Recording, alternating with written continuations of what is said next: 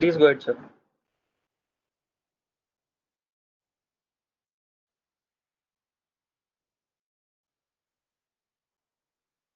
So please unmute your microphone. Make me the presenter.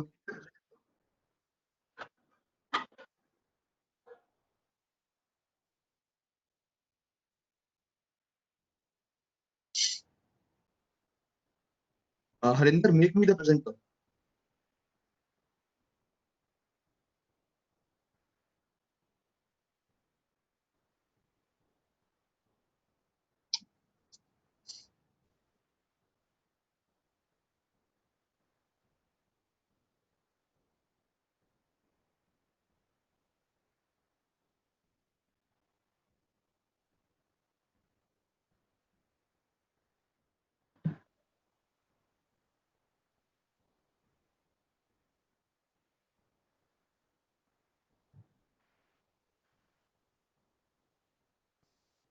We can start now, sir. Good afternoon, everyone. COVID-19 has brought a huge challenge ahead before all of us to deal with urgent necessities related to both health and economy of our nation, requiring unprecedented action and coordination at all levels of state, center, and the industry. ASSOCHAM has been in front line in taking up some of these challenges through our members who are working at community level and with the state, center, and local administration at the policy level. Now I invite Dr. Lavneesh Ranaji, Chairman of our IT Council, to deliver his welcome address. Thank you, Varun. And at the outset, let me extend a very warm welcome to all of you to this very important area, that's employee motivation during COVID-19. I would like to welcome Mr. Manish Kumar, CEO of NSTC, that's the National Skill Development Corporation, Dr. Jajit Bhattacharya, a close friend and who heads the Center for development economic policies, and then we will be joined by my colleague James Thomas, who handles the success factor portfolio for SAP in India. So, as the chair of the ITS Council, it's indeed a privilege to set the context for discussion that will follow on around employee motivation. Now, there are different dimensions to the employee motivation that have emerged as a result of COVID-19. So what I want to do in the next 5 to 7 minutes is just set the context as to what are the areas that are requiring attention during COVID time, that from an individual employee perspective will have a bearing on the motivation, and from an ecosystem in terms of organizational functioning will have a need to focus attention from a motivation perspective. Now, if we, all of us agree, and all of us by now are very clear that COVID has actually resulted in changing every aspect of organizational management, and obviously HR and employee management has not been left. And if you see, three broad areas of impact have been on supply chain, finance, and employee management. And employee management has been one of the key areas that has been impacted as a result of COVID. And if you see the CHRO discussions that have emerged during COVID time, so one major element of discussion, one major element of concern for CHRO is how do I ensure business continuity, both from a qualitative as well as quantitative perspective in the work from home scenario. Because of the work from home scenario, how do I ensure people are quantitatively available, people are qualitatively motivated to ensure business continuity? That's one. Second, in the on premise or in the office environment, employee health and wellness, we used to be a concern, but in a remote environment, the employee health and wellness has become even a bigger concern, both from the pandemic perspective and from the distance that we have between employees in terms of the need to communicate perspective. Third, the motivation from an employee perspective also will now result in the whole issues of the employee anxiety and employees engagement to go up. That is also one area which is actually gaining attention. Fourth, and the most important to me, and that is where a lot of managers need to reskill and re-equip, is to learn the art of remote team management. That is something that is very, very critical. That is evolving.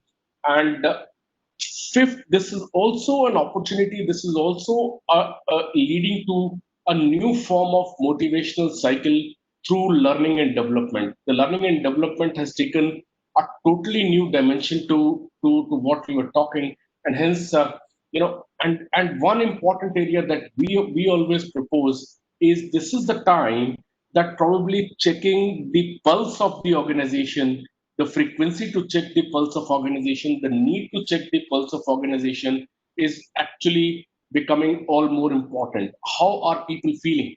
What is their reaction to different situations in terms of managing their work, managing their work life, they're managing their personal lives vis-a-vis work, right? Now, these are some of the areas that the CHRO, and mind you, in this era only, in this time only in the last few months, we have seen a lot of new concepts. We have seen concepts from basic rethinking and management to repurposing of factories. We have seen automobile manufacturers manufacturing ventilators. Now that has a huge bearing on the need to repurpose will have a direct relation with how motivated, how ready my HR systems and my employee systems are in terms of skilling, in terms of reskilling, in terms of performance evaluation, in terms of employee well-being, and that will have a huge bearing, and hence we are all rethinking. So what are these areas? So one, the and to set the context, when we talk about employee motivation, we have to actually now talk about there is an increase in remote working, and the remote working is going to increase now from. So what does it mean for this particular webinar perspective? It means that the employers now may have to shift the performance goal setting and employee evaluations from a remote context perspective. That is something that is one. Second most important thing, and that's where the digital part and that's where all of us come in, is there will be the data that we will collect to monitor the employee performance will go up like anything. The virtual clock-ins, the tracking the work computer usage, and the sources of data would become more and more heterogeneous, and hence the amount of data that we'll be processing to check employee performance and to check employee morale and motivation would be something that will increase substantially, and hence the need for digital tools will be actually taking more and more importance. That's the second point. The third point is the role of employer in employees' financial, physical, and mental well-being is now increasing, and will further increase as we go forward. And correspondingly, there is a need to sensitize managers now to be more empathetic towards the work situation as well as towards employee. There is an unsaid ask from every manager, every leader to have an empathetic view to situations, and one must acknowledge that the communication between employees, communication from organization to employees, communication from employees to organization is bound to increase. Now, the apps that we are using, the whether it's the virtual productivity apps or otherwise, this will actually increase. And now the employee feedback will come through multiple channels, and hence the employee experience management would be a key area of interest as we go forward. Most importantly, from a motivation perspective, this is the time to reskill the workforce, with lots of downtime in the crisis. We have the opportunity to actually lead in terms of reskilling, and from a work-life balance perspective, the work-family conflict or the work-family collaboration or the work-family synergy is something that will come to the forefront as an area of interest. So some of the changes that COVID-19 has brought has actually led us to rethink some of these areas that I highlighted and some of the areas that I mentioned in terms of the increased attention. One, in terms of rethinking around the whole concept, and third, in terms of adoption of digital technologies that will help actually achieving the objective. So that's the context setting that I wanted to do. And I'm sure during the course of next 1 hour or so, we have excellent, eminent panelists who will be sharing their views on the why, what, and how part of employee motivation. And we look forward to a very interesting deliberation. I hand over to Mr. Manish Kumar now for the chief guest address as to begin the deliberations, and then we'll move forward in the sequence. Over to you, Mr. Manish Kumar, and thanks once again for your presence. Well, Avnish, thank you so much for the invite, and it's a great pleasure to be talking to all of you. I think you have picked up a very interesting topic, and I was reflecting on my own experience on how one motivates and manages people in crisis, and this is one of such situations. I realize. I'll just share one important, or rather, one significant experience I had very early on, and it relates to the tension that arises between monitoring, when you want to monitor a staff to get a job done, and when you want to motivate and incentivize staff to get their job done. So I think the tension between the two and why it is so important to keep a balance around that. So this relates to a very early part of my career when I used to work in Northeast India, in a very remote part of India in Tripura, state of Tripura. And I remember there was an outbreak of cholera in a very remote part in the BSF camp adjoining Bangladesh border, uh, but on the forest side, which is more towards the Burma side, Myanmar side. So during that time, I remember one doctor had been sent from Delhi, and he had come into Agartala very reluctantly. Agartala is the capital city of Tripura. He was absolutely unwilling, but had been threatened that if you don't go, there would be consequences. So obviously he complied and he reached up to Agartala. When he realized from Agartala he has to go even more deeper, then it required furthermore threats to get him down to a place where I was waiting. And from there, it was a 2 days walk. So it was an area which you could only access by foot or by air. Those are the only two ways. And I found him extremely reluctant to move any further at all. So he's very, very unwilling. So when I conversed with him, what I realized is that he was basically a very young doctor, and he passed out recently from AIMS actually. And he therefore wasn't really exposed to the kind of place where he was going. Nobody had really explained to him enough that this is where you're going, nor did he know precisely the purpose. The fact that a lot of BSF Jawans were getting killed or dying on a daily basis now because of the disease which had broken down. And then when I talked to him, I understood his problems a little more. I also realized that maybe I could do something more to help him. So I called up the BSF. We managed to get a helicopter, and in 10 minutes time, we were there where we had to be. And he actually treated the people. But that night we had a conversation which stuck in my mind very strongly. And that conversation was essentially the doctor was explaining to me that you can push me up to a point, but you cannot push me to actually deliver the right medicine. Unless you motivate me, how would you even have known if I was so demotivated that I would have decided to give wrong medicines to the Jawans because I just didn't like the way you guys behaved.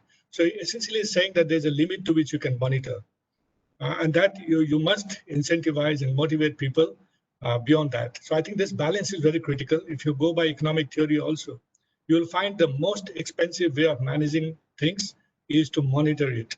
Monitoring has cost, and more complex a thing, more cost it entails. So it doesn't mean that you should not monitor, but I think the balance that where should you cease monitoring and where does the motivation part and incentivization part starts. I think this realization is very, very critical. And there's a whole theory of economics actually which deals with this issue of the balance between monitoring and incentivizing. Unfortunately, different cultures have different approaches to it. And I think the work culture in India is too much towards monitoring and less towards incentivizing and motivation.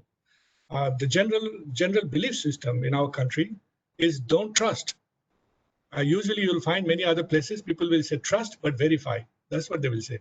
But we say that don't trust. He's likely to be a crook, and then he has to prove that he is not.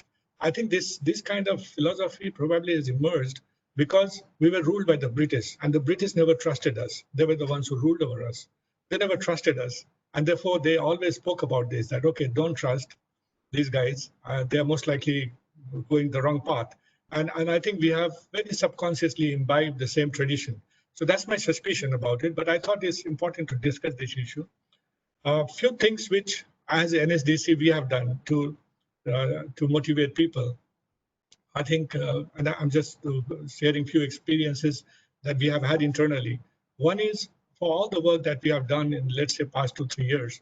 This was the first time when I found people were working from home, had enough time, and therefore we actually asked them that, can you begin to analyze the net positive effect of the work that you have done?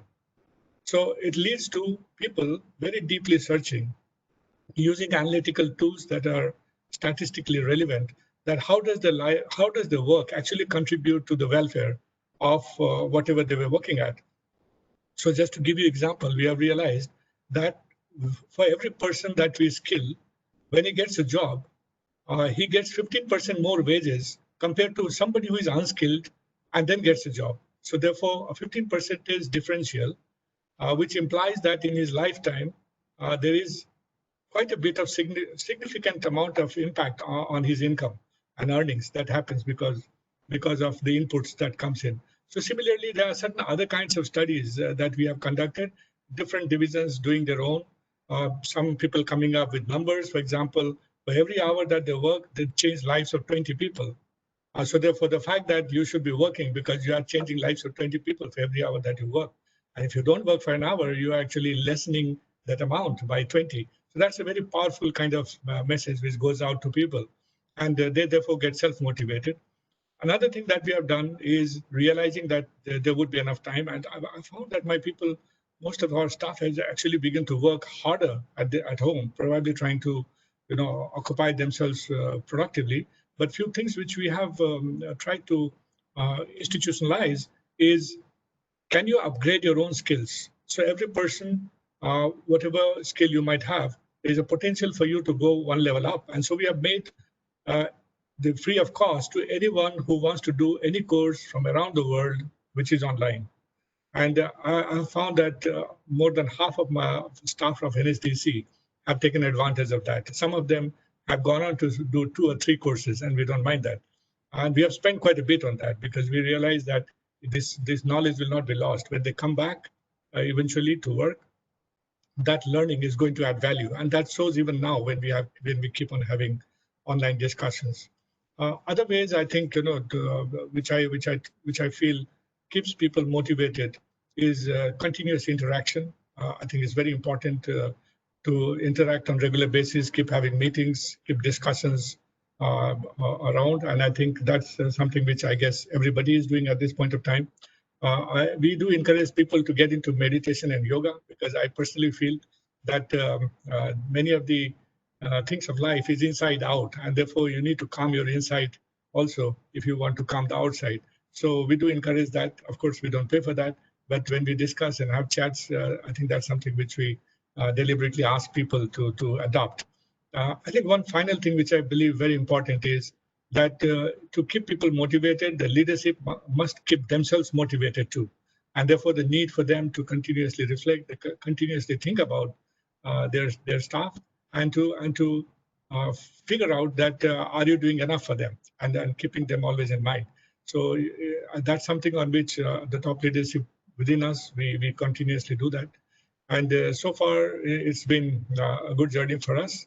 in terms of whatever knowledge we have been able to get out. We continue to skill almost 2 lakh people every month, despite everything being closed. And that happens because the online skilling, which was just 13,500 on 29th of February, is actually about 2 lakhs as of now.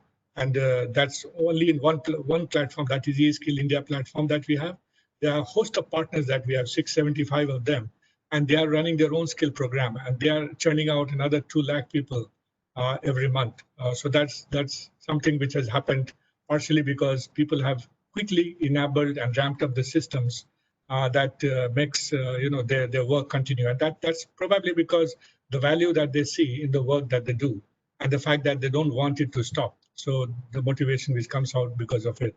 So I guess there are multiple ways one could deal with it. I know that in the times of crisis, people will adapt in different ways.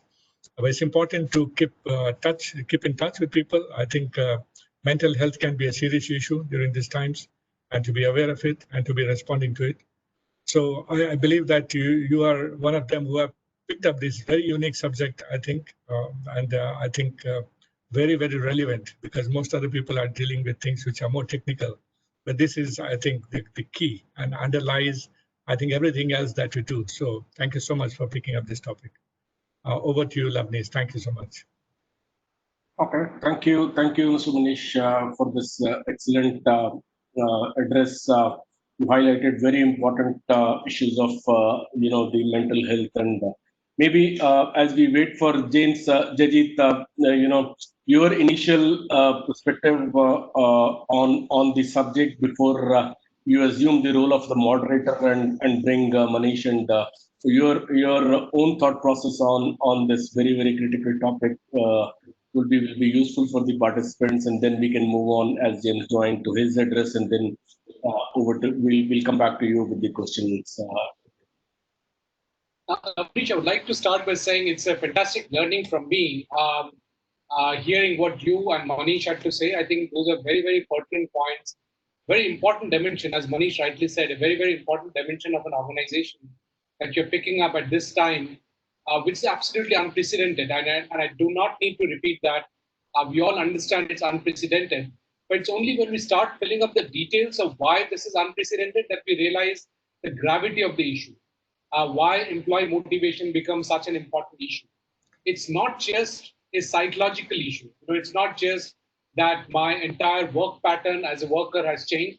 I used to get up in the morning, rush for my bus or my car and reach the office, and then I would have a little chat with my colleagues and then start work, and I could see my boss in front of me. I could see his body language besides his communication. I would hear many stories. I would know where the organization is going.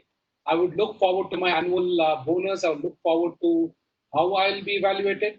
Now, all of that is suddenly gone, right? It's a different paradigm. Now I have to get up and then somehow try and find a space in my house which should not be impeding on anybody else's work. And I also have to figure out what my future is. What is the future of my team? Will it survive, not survive? Future of my company, will it survive, not survive? Future of my savings, will the savings stay or will they evaporate? And there'll be professional challenges. How will I be evaluated? Will I get my annual bonus of last year? Will I get annual bonus of my next year? Will there be an increment? I was planning X, Y, and Z. By this year, I'll be saving so much, saving for my kids, saving for whatever little plan I had. Now, what will happen to that? When will things be back in normalcy? And how will I start interacting with my colleagues again? There'll be a set of people who thrive on talking with other people. What about those set of people? How will they get up and start motivating themselves, which is not always an organizational motivation. It is not about what the organization does with them. It is about what they do with each other. How will we replicate that? What can the organization really do to compensate that? So there are a whole bunch of issues that is cropping up, Lavneesh, and therefore this is, as Manish rightly pointed out, a very, very important topic. Then there are issues around, hey, my electricity bill is going up because I need to keep my AC on because that's how I can work. Earlier, my AC was off for most of the day. Now it's on for most of the day.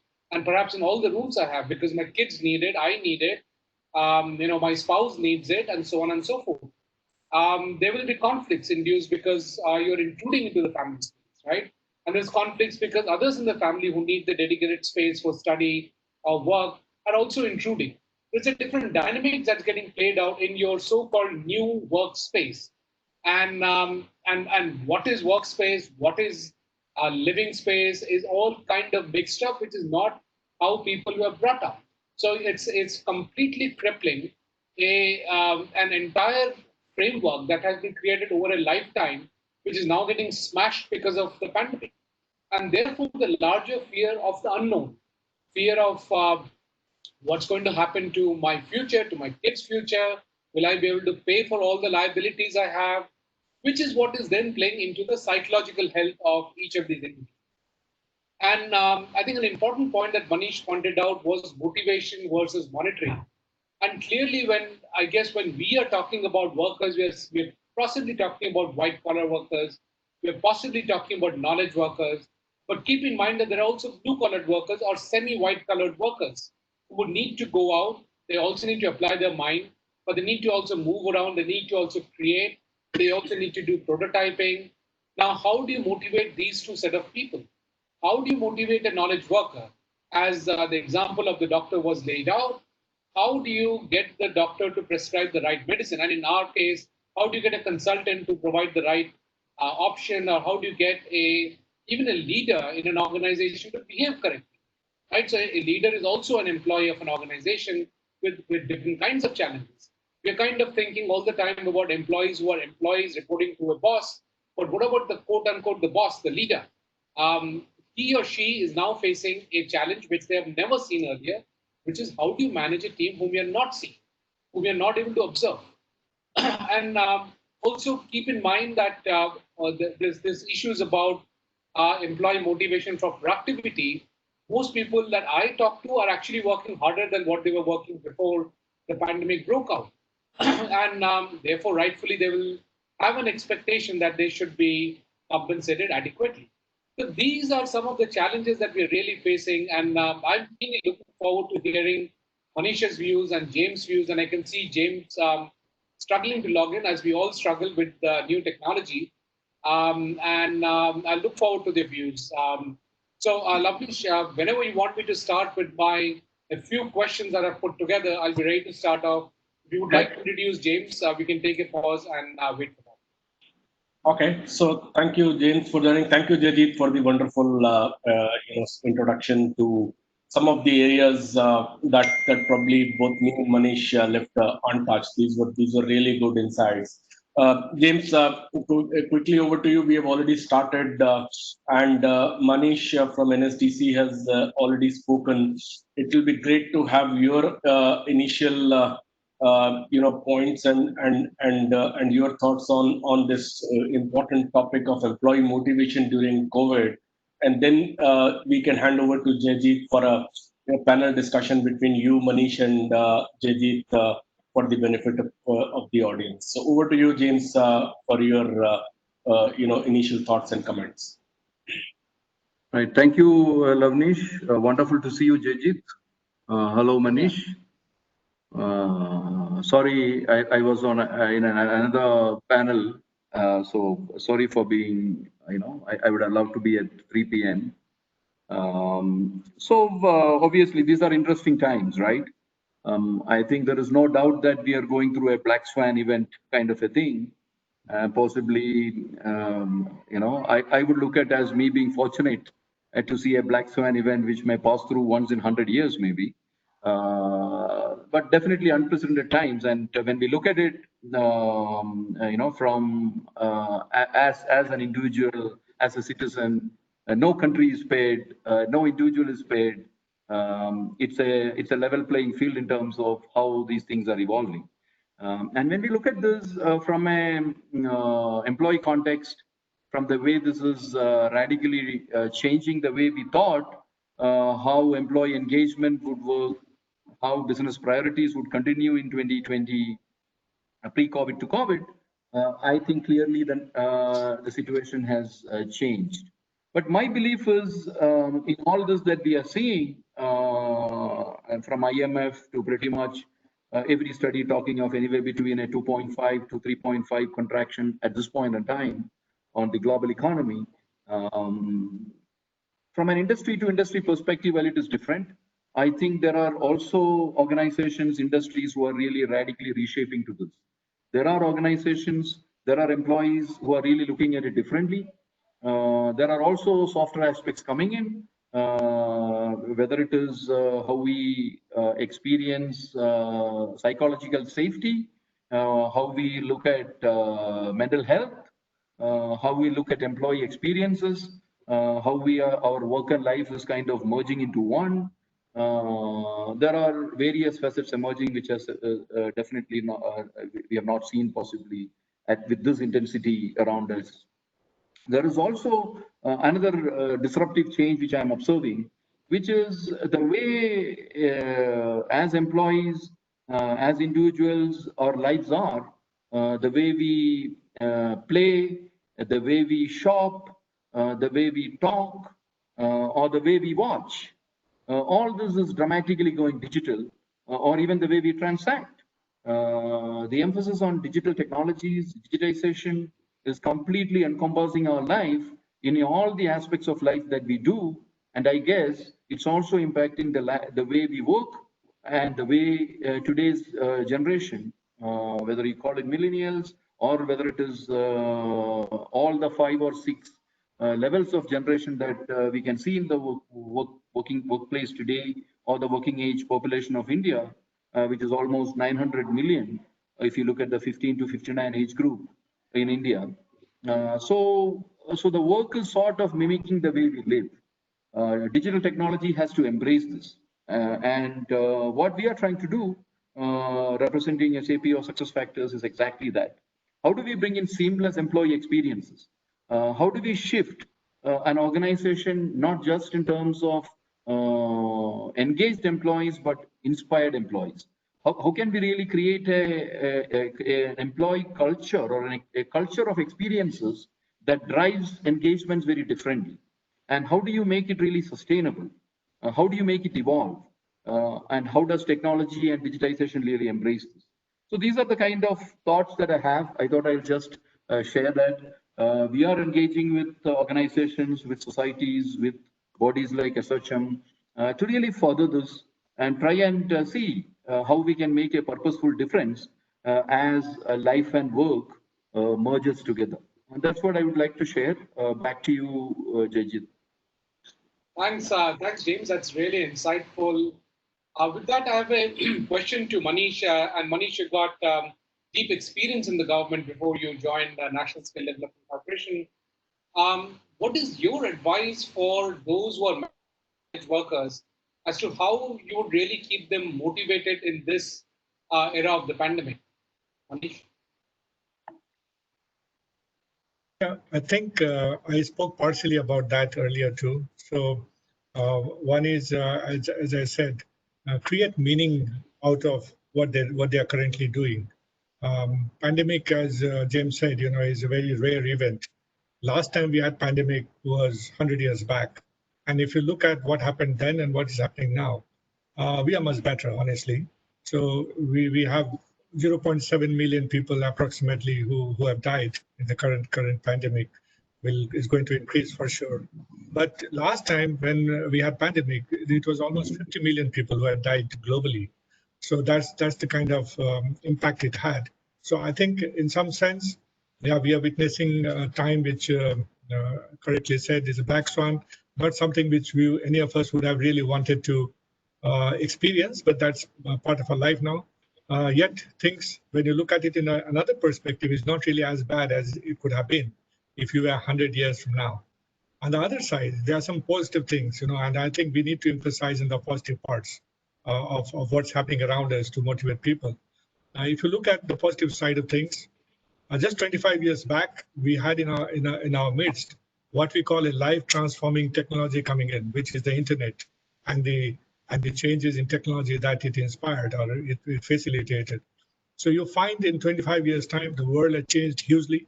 One of the things that's happened, particularly for India, is very early on, as internet began to proliferate, get popular, and the new applications began to emerge from internet, Indians became quite well known globally as people who are good at this new emerging technology. The fact that we are known as software guys, the fact that Y2K bought us a lot of jobs, the fact that some of the Indians lead the biggest companies, IT companies in the world.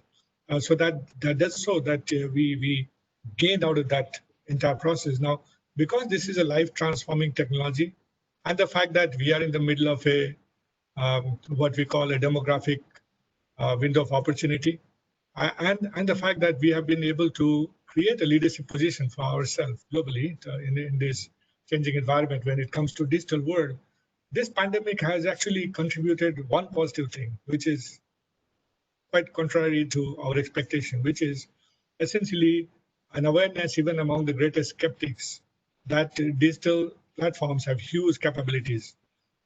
Everybody today knows how to get into a webinar. So people who wouldn't have even cared for it otherwise are aware of its power and the ability to reach out to maybe 3,000, 4,000 people, which otherwise in a typical meeting you would probably be addressing just maybe 50 or 100.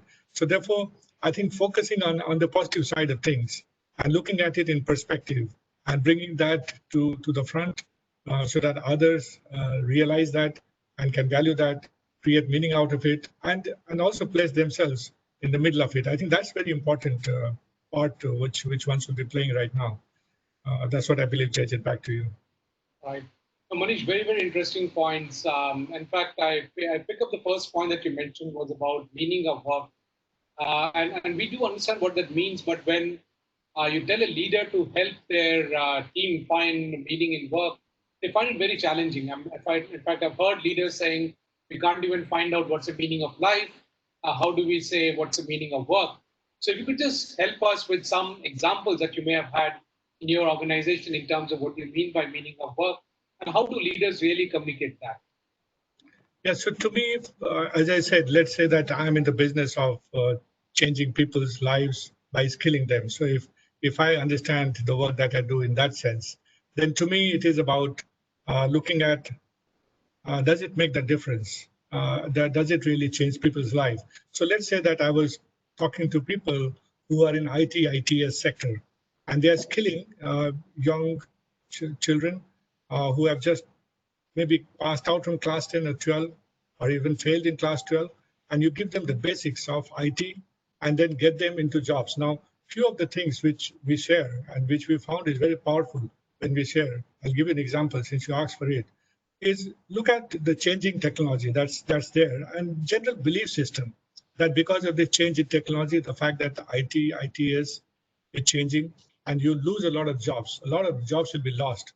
What we find is that actually new jobs are being created. And I give this specific example of driverless cars in California, which are actually driven by data inputs that are made by girls sitting in Bhubaneswar and in West 24 Parganas in West Bengal. These girls actually sit before computer screens, trained in through our ITS sector skill councils, so with some fundamental knowledge about how do you look at a picture and tag that picture. They get a picture of some street in California. They're sitting in front of it, tagging that there's the median of the road, there is a curb, this is the speed limit that I can see out here. There's a building on the right side. There's a dumpster on the left side. So they're just tagging pictures. And then within 10 minutes, they send that back. They get another picture. And there are hundreds of girls sitting like that in that particular room. And each of them enjoying. Had they not been doing that job, they would probably be in some rural part of Odisha, living a very different life. And they're so proud that they're able to earn doing this. Now, what happens with this data eventually, which goes to cloud, is some car which comes out in California is actually picking up through cloud this data and then running that car. Okay, that girl put in this data as the median of the road. I should not go on the left of it. So in some sense, the world is changing, and there are new things which are happening, new ways by which life is changing. And I think it's important for us to be very aware as leader. What is the change that's occurring? Positive changes that's occurring because of the work that you do. And I'm 100% sure that the world today would not be what it is, but for the fact that we are moving positively. So many times when you read and watch too much TV, you get a feeling that everything is going downhill. But in reality, if you look at where we are from 1990s to 2020, you'll find that our per capita income has multiplied by 6 times. This couldn't have been true if something was not going right. I mean, there's definitely something which is going right. So maybe day-to-day TV, everything is going wrong. Maybe day-to-day newspaper, everything is going wrong. But I think in the macro level, and that's where we need to also focus, something is going right. And that's where I think we are moving forward. And we need to be aware of that, and we need to be spreading knowledge about that.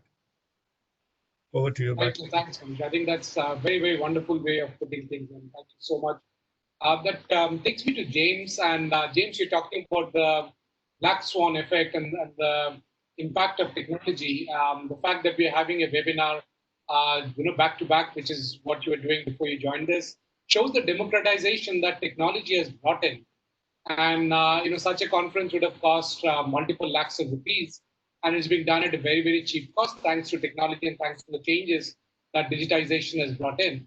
So as a human experience digitization leader, what do you see as contextual to these unprecedented times which is impacting employees? Right. Thank you, Jayjit. Wonderful question. And thank you, Manish, for that positive direction to what's going on. So just to share, as I mentioned in my introductory note, there are 2 dimensions clearly emerging.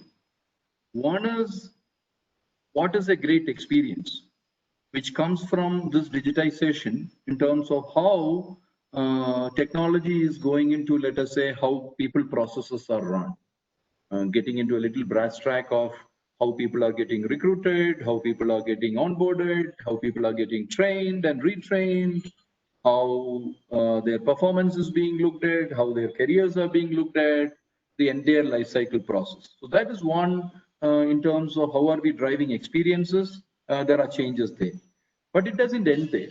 Today, what this has brought about in organizations is, it is also, what does a great day look like, right? There is a fundamental difference between what a great experience is and how has my day been. This how has my day been question relates to the psychology of the human being. That's where we are seeing increasingly today, leaders are being told to listen, not to direct. Leaders are being told to be empathetic while pursuing aspects. Leaders are being told to understand the mental health of the employees better. So the entire dimension, while all this remained important in the erstwhile era, I think they have undergone a dramatic difference in terms of how are we really trying to embrace the psychology of the human. And the first big shift I'm seeing, Jayjit, and to the audience is this convergence of technology and psychology. Today's platforms are no longer just coded things which serves HR departments. Today's platforms, digitization efforts, and this is not just from a HR digitization perspective. I think pretty much every application or every digitization that we see in every sphere of our life is moving into a combination of the psychology of the user, psychology of the employee, and the employer, and what does it mean hence for the organization in terms of, as Manish said, being purposeful, right? The second dimension which I would like to place is the purpose is also changing. What possibly 20 years back, 10 years back that we saw, as Jayjit, you rightly said, the purpose of life versus purpose of work. I think the dimensions that got often repeated saying work-life balance, you look at it today, we are all operating from home. Earlier, BCP or a business continuity meant for some essential services in an organization or in our society. But what is business continuity today? It is pretty much for 100% of the employees, 100% of the citizens, 100% of the time. So when we are sitting at home, now what is work-life balance at home? Absolutely. So the second aspect which I'm trying to bring out is, and hence what does it mean to work and workplace? Gone are the days of a workplace Today, we can actually be sitting on the parapet or the balcony of our home, be working. We can even be climbing onto the walls of our home and work. It is not just in a Starbucks or in the, we can also be working while we are with a friend in our neighbor's home. So the very definition of workplace, the way work from home is embraced today, is dramatically shifting. Now, is it that this is how it's going to reemerge, or are we going back to offices? I think there is a fundamental shift. I don't think we are going to go back to offices the same way we did in December 2019. Sectorally, and this is going to impact pretty much every sector. It's not just the travel sector or the hospitality sector. We say that, okay, there is a disruption, people are not traveling, so who's booking for travel, who's taking an airline? But this is fundamentally shifting how we approach work. Let me give you the third dimension, which I think is going to accelerate. Through this digitization, as Jayjit wonderfully pointed out, the non-linear cost equation is dramatically accelerating. It is no longer a linear total cost of ownership to how digitization will embrace an organization or any sector in the way we will absorb digitization. Now, while that is moving, the loyalty to work is also shifting dramatically. So by that, what I'm meaning is, no longer do I need to be constrained with one organization, with one skill. Manish talked of he's supporting the entire reskilling, skilling of people.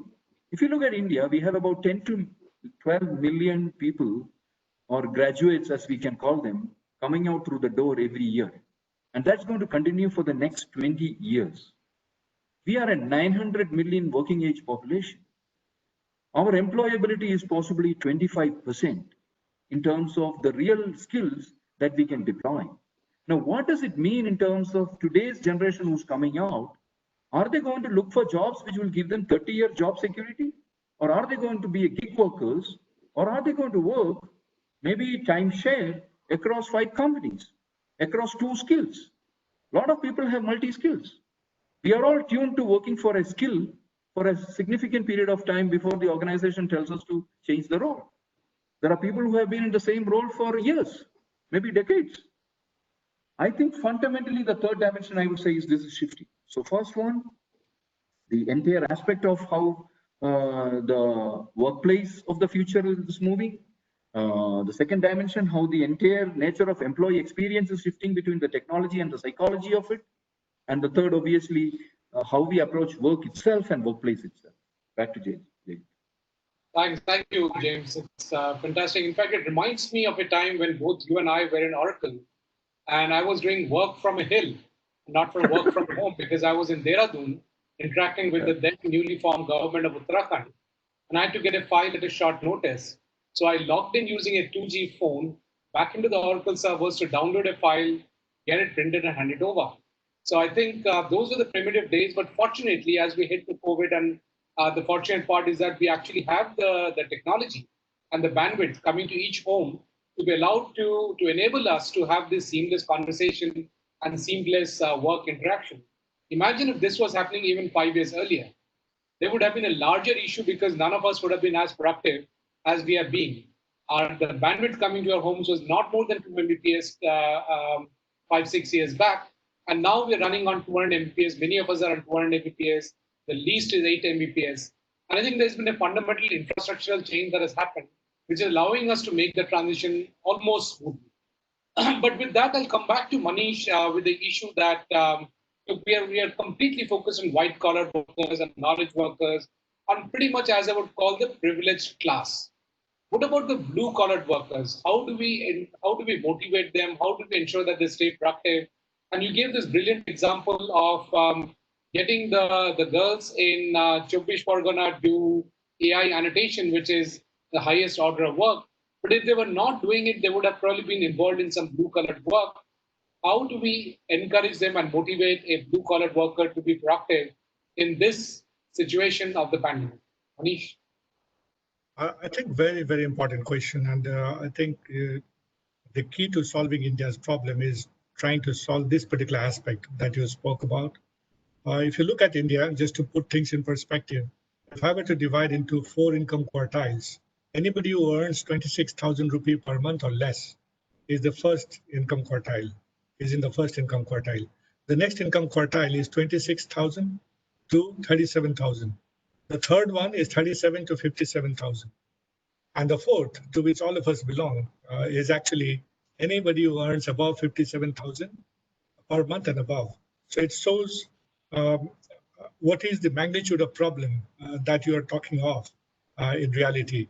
And anybody who earns above 88,000 per month is actually top 10% of India's income percentage. So therefore, when we talk and when I try to think of the problem that we are trying to solve, I think the first problem we need to solve is of that first income quartile, which is 26,000 rupee per month and less.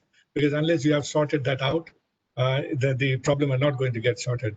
I think there are a few fundamental things which are necessary for motivating people out there. One is, people, everybody, they get motivated when their human capabilities are enhanced. This is very important, that regardless of what is your income, I think your capability in terms of being able to access things by which you could perhaps increase your wealth, your well-being, that is a very important part, which means education, which also means skills. So your ability that you have learned new skills, which will provide you new jobs, and will make you attractive towards some company which is looking to hire people like that person. So I think it's very important to reflect on that. We do quite a bit of, most of our work actually, or maybe 90% of our work is actually on the blue collar section. And it's like we skill about 5 million people every year.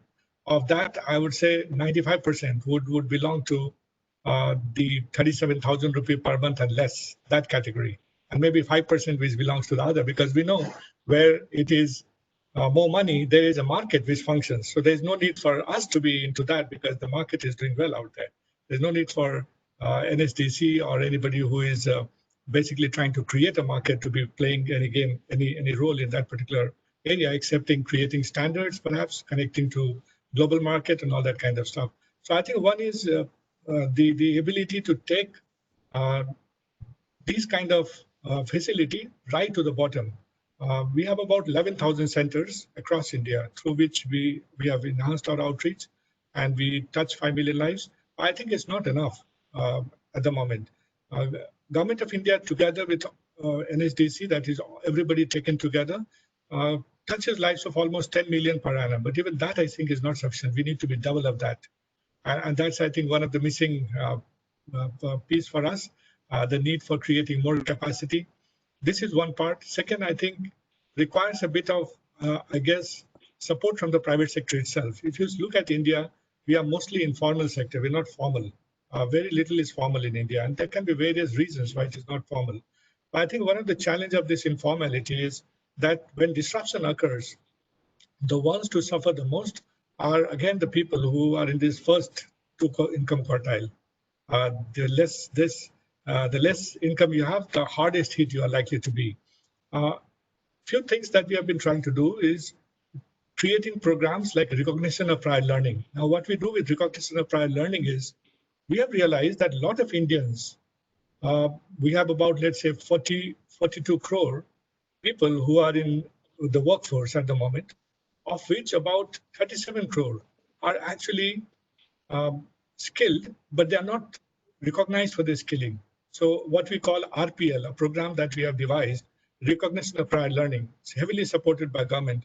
The idea here being that if you have been working for a long time doing a particular job, and you are given a certification for that, after you are assessed for your capabilities and you're certified for that, it actually changes lives and the way people think. And I'll give you one example to demonstrate or to highlight what I'm trying to mean by that. But effectively what happens with recognition of prior learning is, because you have a certificate in hand about your skills, you become more mobile. If you wanted to change your job from X to Y, you could carry yourself out from that system and go to the new one because you can prove that you had prior experience and you're recognized for what you have done in the past.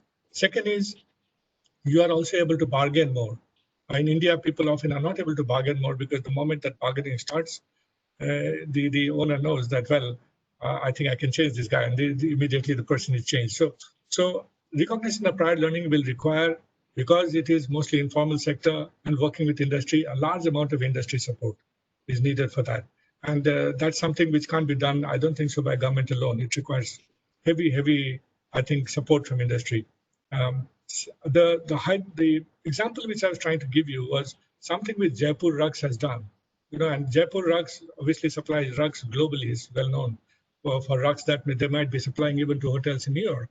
But these rugs are made by women who are in the hills of Jharkhand, some areas of Jharkhand, then some very interior areas of Rajasthan, and the various other parts of India which are extremely remote. And I visited the part in Rajasthan when this recognition of prior learning was happening. It was about a 14-day course which was happening. And what really amazed me was that in this course, women who were sitting there, when I began to chat to them, said that for the first time they had understood that all the work that I had done in my life had a meaning, that there was something which was happening to the product that they created, which went right up to New York. They had never heard about that. I mean, they just knew that they made a small product, they gave it to a middleman, and they got some money for that. But what really happened down that line, or what really, how does it really ends up? How does that whole thing work? This was the first time they understood that system and how they contribute to that system and how critical role their system is. And then second thing which he said was, this is the only time in my life I have ever attended a classroom and I've got a certificate for the first time in my life. So I could certainly sense this was like a lady who was almost 45 years old. And you could sense that the pride that she felt with that was of a very different nature. And I think if you really want to touch the lives of those people who are at that bottom 25%, we need to recognize their reality.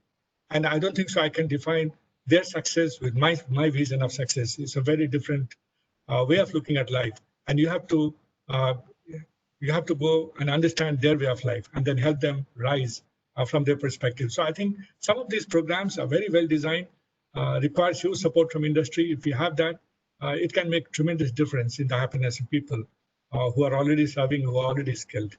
Thank you. Great. I think that's so wonderful to hear, Manish, all those examples that you gave.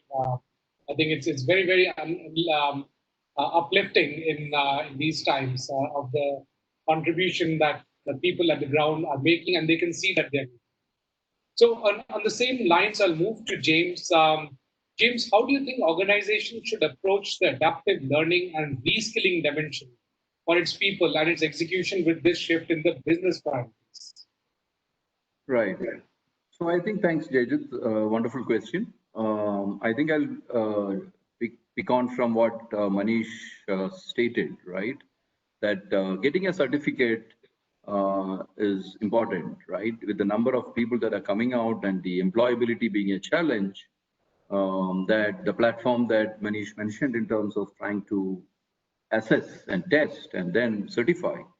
Now, when you look at a student like that, or a graduate like that, or even an employee, let us say there are currently the current COVID, for example, I know from the Middle East, possibly millions of workers are going to come back. Right now, what they were doing, possibly earning very well in Middle East or in several other countries, when they come back, that those skills may not serve them.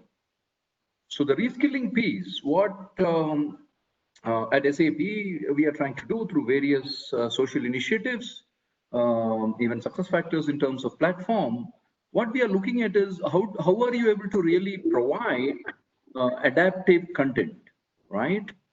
The digitization benefit is it is not just a platform that you can create.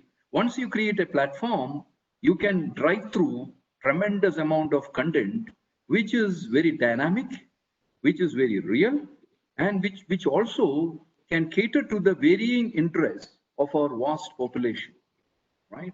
So when you look at that a little more in depth, now, it is, as I said earlier on, it is not just a primary skill that you can look at for an individual. An individual can get certified through the process that Manish said, maybe on 3 areas.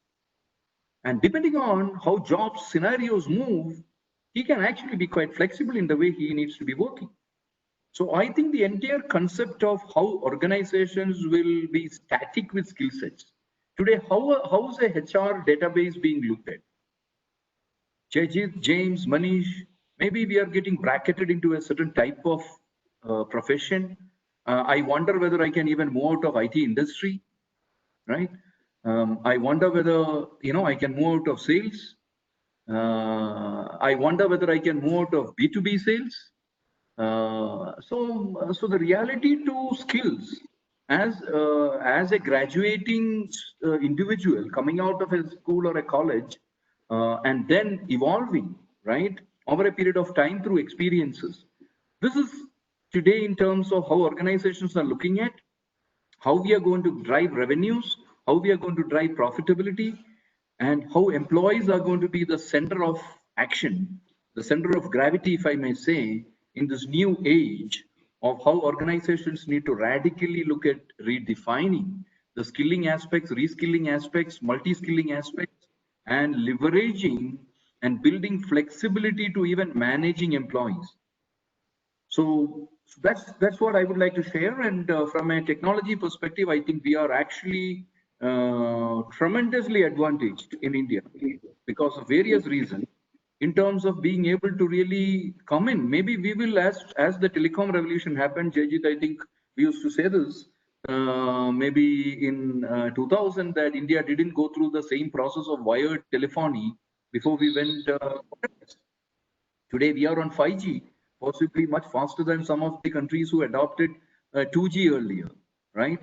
We are talking of LTE and the kind of revolution that is happening. You mentioned of broadband, it's so true, right? How soon did we move to some of the providers having 400 million connections, 700 million connections? The penetration of broadband may dramatically shift. And if you look at courses or content being made available, you rightly mentioned, Jayjit, about infrastructure. I would add two more dimensions to this infrastructure, which is collaboration and communication, right? So the way we communicate today, you see, as Manish said, we are sitting in this panel, and maybe even if it is so be, 100,000 people can be listening to this potentially. So the scale at which some of these things, if you have the channel, if you have the digitization platforms, the infrastructure, then the possibilities are enormous in terms of the flexibility that we can give to employees in an organization, to citizens, to within states, to graduating students, whether it's a professional college, whether it is a technical training institute, and at SAP, at SuccessFactors, we would like to really embrace this and see how we do that nation building. How can we really contribute to the technology as a technology provider? How do we really provide these platforms and can enable this process in a very cost-effective, seamless manner? And today the infrastructure is available. We should collaborate and communicate these aspects better to the vast populace, to organizations, to the wholesome employees. The last point I want to say is, I think you touched a very interesting point on blue collar workers. I would take blue collar workers to one level down. Manish mentioned 27,000 rupees and below monthly salary, quartile one. I would go to the, if you look at the 500 million working population in India, 467 or 450 million out of that is in the unorganized sector. Obviously, the large chunk of that agriculture, which is not really getting addressed. But if you look at the next 2 or 3 key sectors, construction, retail, these are huge sectors, right? Construction, the entire space of engineering construction, that space addresses about 50 to 60 million workers. Now, how do you really move those unorganized sector workers digitally to be better skilled, better capable, better aware, and then through some of these assessment testing processes, get them really into mainstream? I, for one, can clearly see there's a huge shift of this unorganized to organized sector shift happening.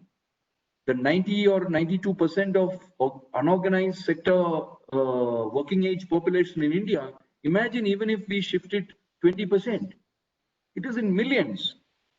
The impact on our economy, the impact on our organizations in these changing priorities is absolutely profound, as Jayjit, you briefly alluded to, and Manish, I think, elaborated in great detail.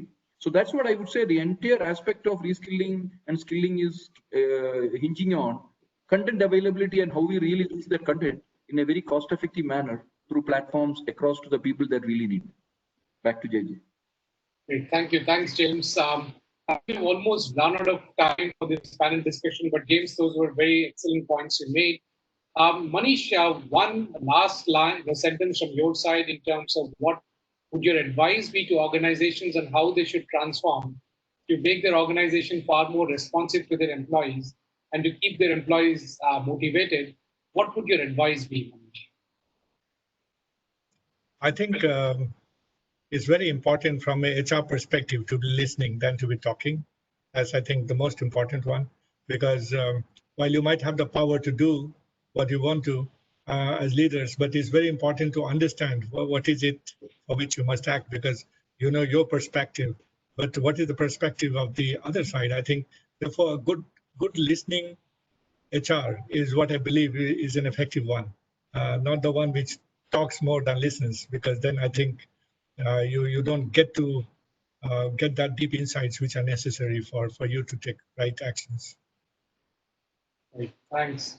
Thank you. James, the same question, and I'll add a add-on question based on what Manish said. How do you create a listening organization in today's world where the employee is not coming to office?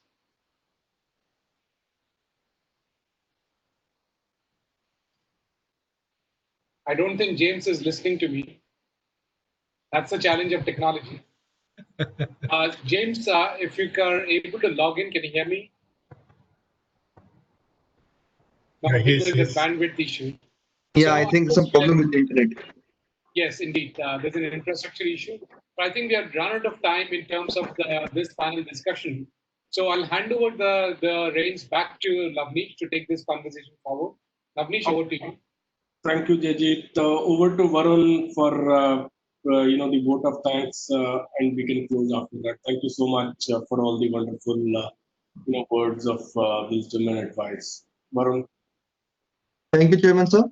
And on behalf of ASSOCHAM, I formally propose a vote of thanks. I would like to thank Dr. Manish Kumar, who has taken out time from his busy schedule and share his perspective. I would also like to thank Shri James Thomas, Dr. Jayjit Bhattacharya for wonderfully moderating the session.